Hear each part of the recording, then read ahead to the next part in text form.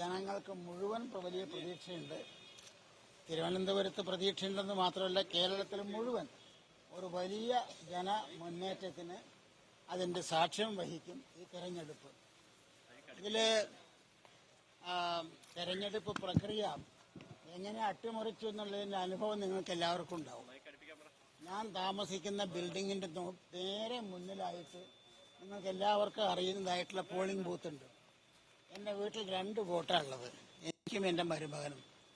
എന്നെ കൊണ്ടുപോയി ഈ ദുർഘടമായ സ്ഥലത്ത്, വിദൂരമായ സ്ഥലത്ത് ഇവിടെ കണ്ടെത്താൻ നിങ്ങൾ എത്ര വിഷമിച്ചു നിങ്ങൾക്കറിയാം.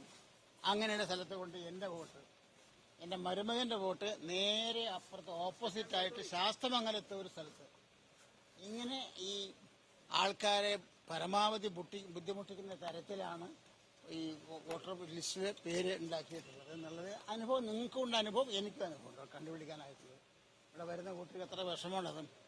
ഏതായാലും ഈ തെരഞ്ഞെടുപ്പ് ഇത്തരത്തിലുള്ള കുതന്ത്രങ്ങളൊക്കെ കാണിച്ച് ഇതുവരെ അധികാരത്തിൽ തുടരാൻ അവസരം കിട്ടിയ ആൾക്കാർക്ക് ഒരു നല്ല പാഠം ജനങ്ങൾ കൊടുക്കും എന്നാണ് എൻ്റെ